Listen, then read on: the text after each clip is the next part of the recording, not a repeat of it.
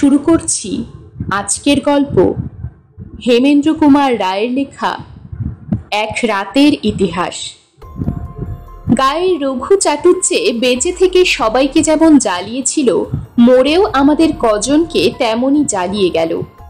তার মরা উচিত ছিল ফাঁসি কাঠে, কিন্তু সে মরল বিছানায় শুয়ে। আজ কদিন ধরে বিষম বাদলা নেমেছে। মেঘের আড়ালে সূর্যি ঠাকুর দিব্যি ঘুম দিচ্ছেন। থেকে থেকে বাজের গুড়গুড়ুনি, তবে তার সূর্যি ঠাকুরের নাক ডাকার আওয়াজ বোধ করি নয়। দিন রাত বৃষ্টির কামাই নেই, কখনো মুষলধারে, কখনো টিপ টিপ করে। দিনেই চারিদিক ঘুটঘুট করছে, রাতের তো কথাই নেই।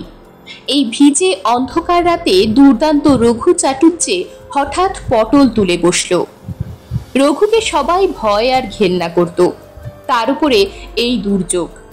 আর শ্মশান হচ্ছে গা থেকে 4 মাইল দূরে, কাজেই মরা নিয়ে যেতে কেউই রাজি হতে চাইলে না।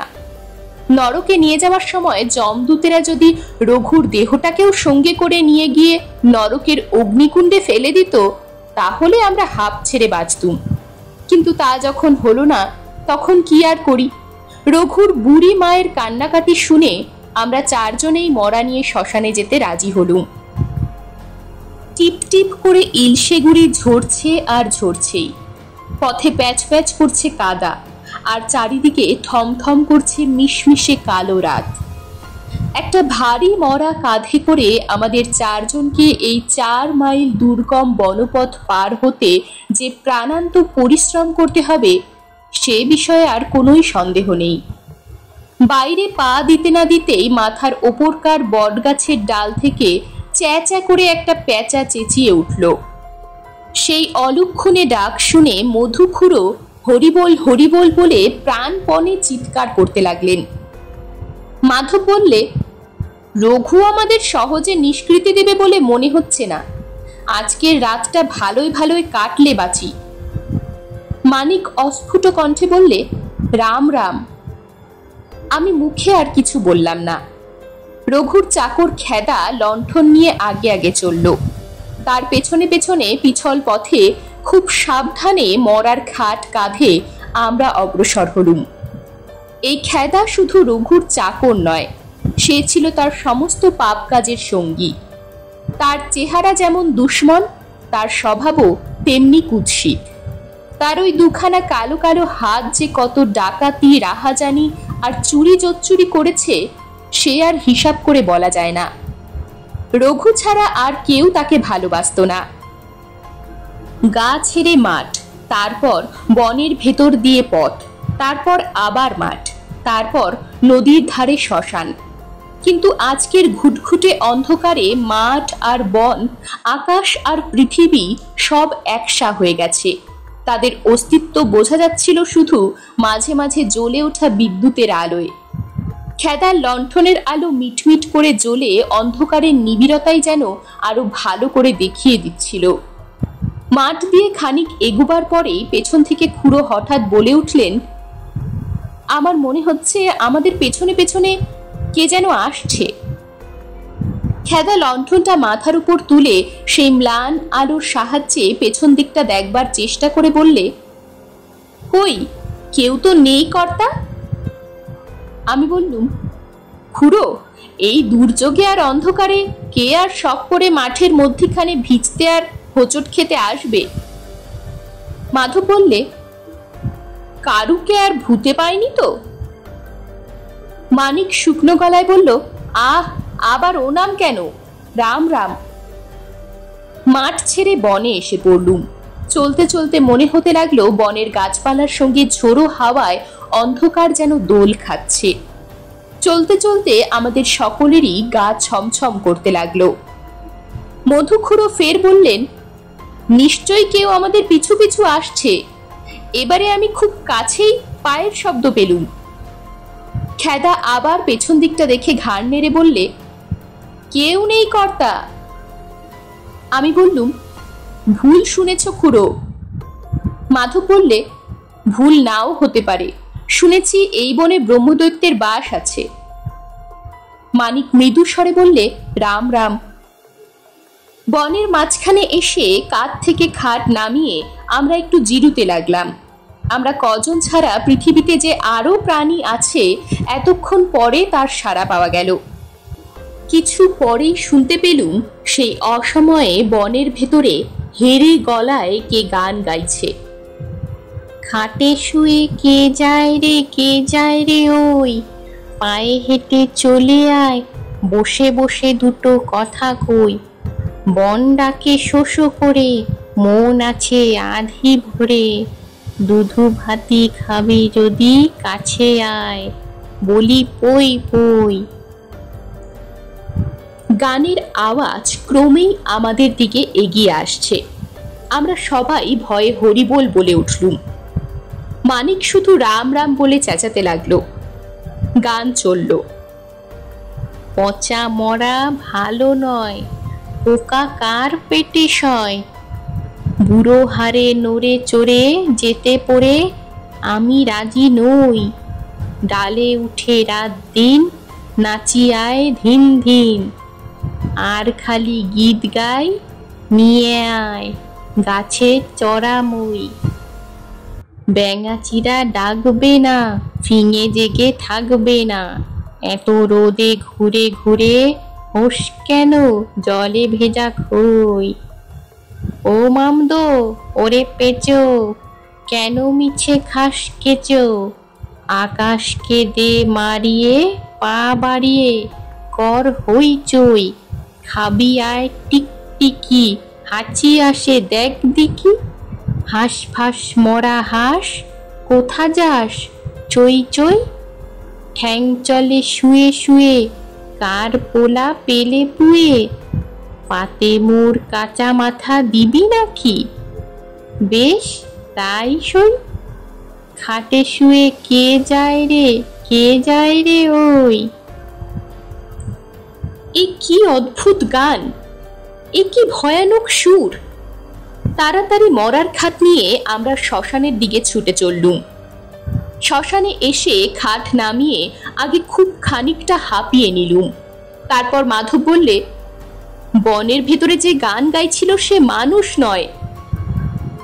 মধুখুড়ো বললে, নরক থেকে রঘুর শ্যাঙাত্রা বোধ হয় তাকে আগ বাড়িয়ে নিয়ে যেতে এসেছে। রঘুর চাকর খেদা রেগে খুড়োর দিকে কটমট করে তাকিয়ে রইল। মানিক এত ভয় পেয়েছিল যে কথা চুলোয় যাক, তার মুখ দিয়ে আর রাম রাম শব্দ পর্যন্ত বেরুলো না। আমি বললুম, ওসব বাজে কথা বন্ধ করো, এখন জঙ্গলে গিয়ে আবার কাঠ কেটে আনতে হবে। মধুখুড়ো বললেন, অদৃষ্টে আজ অনেক কষ্টই আছে, এই কদিনের বর্ষায় ভেজা কাঠ দিয়ে কি করে যে চিতা জ্বালাবো তা জানি না। আমি বললুম, তবু চেষ্টা তো করতে হবে, নাও উঠে পড়ো। মানিক বললে, আমি আর কোথাও যাচ্ছি না। তবে তুমি এখানেই থাকো। একলাই? কাজেই। ওরে বাপরে, একলা বসে আবার যদি সেই গান শুনতে পাই তাহলে আর আমি বাঁচব না। খেদা আমার সঙ্গে থাক।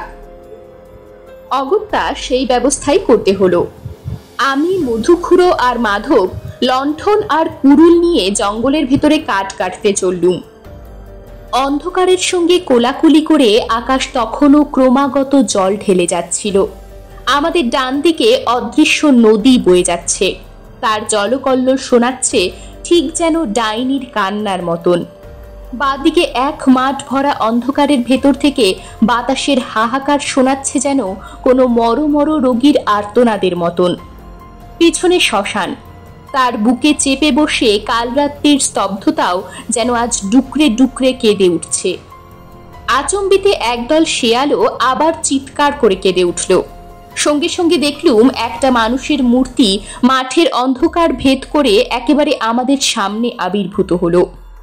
বেজায় ঢ্যাঙা আর লিকলিকে সরু তার দেহ, একরাশ পাকা গোঁফদাড়ি আর ৩-৪ হাত লম্বা জটায় ঘেরা মুখের ভেতরে খুব বড় বড় ড্যাব ড্যাবে চোখ দুটো যেন দপদপিয়ে জ্বলে জ্বলে উঠছে।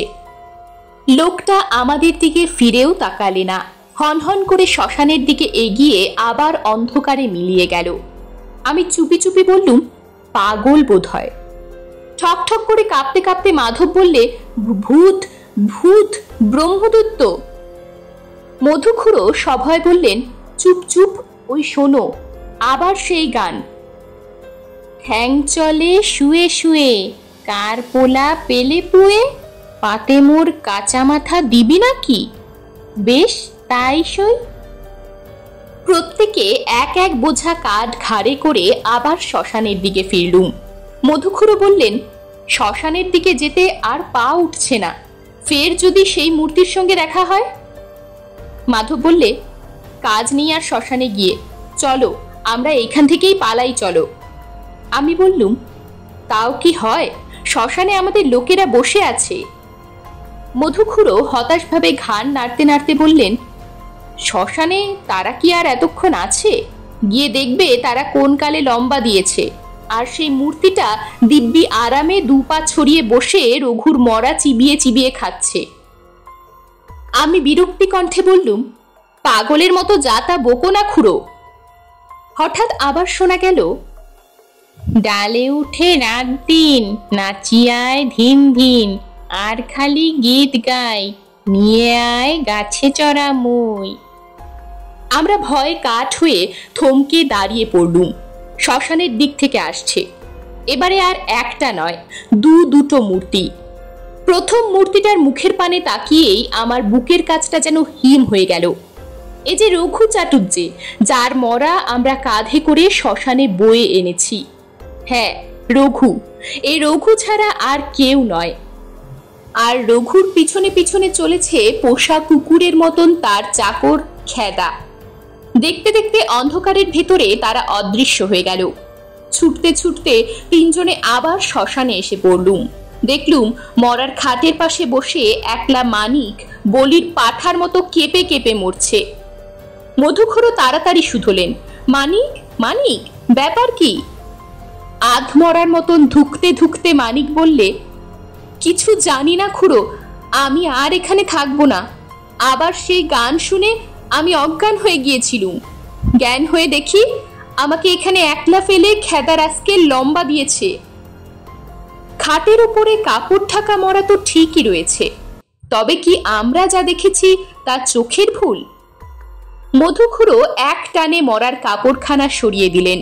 সবিষয় দেখলুম খাটের উপরে মরা আছে বটে, কিন্তু তা রঘু চাটুর্যের মৃতদেহ নয়। এই খানিক আগে মাঠের ভেতরে যে জটা দাড়িওয়ালা রোগা ও ঢ্যাঙা মূর্তিটাকে দেখেছিলুম, এটা হচ্ছে তারই দেহ। মরে একেবারে আড়ষ্ট হয়ে খাটের উপরে পড়ে রয়েছে। আমরা সবাই একসঙ্গে আর্তনাদ করে শ্মশান থেকে পলায়ন করলুম। বাড়িতে ফিরে নিজের বিছানায় শুয়ে ঘুমোচ্ছিলুম। শেষ রাতে হঠাৎ ঘুম ভেঙে গেল। বিছানার উপর উঠে বসে শুনলুম সদর দরজায় কড়া নাড়তে নাড়তে আমার নাম ধরে কে তীক্ষ্ণ স্বরে ডাকছে, অবনী অবনী।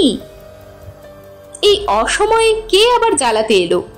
বিরক্ত হয়ে ঘরের দরজা খুলে বাইরে এসেই শুনলুম পথের উপরে দাঁড়িয়ে কে গান গাইছে, খাবি আয় টিকটিকি, আসে হাঁচি দেখ দিকি, হাঁস ফাঁস মরা হাঁস, কোথা যাস চই চই। শিউরে উঠে আবার ঘরে ঢুকে দরজায় খিল লাগিয়ে দিলুম।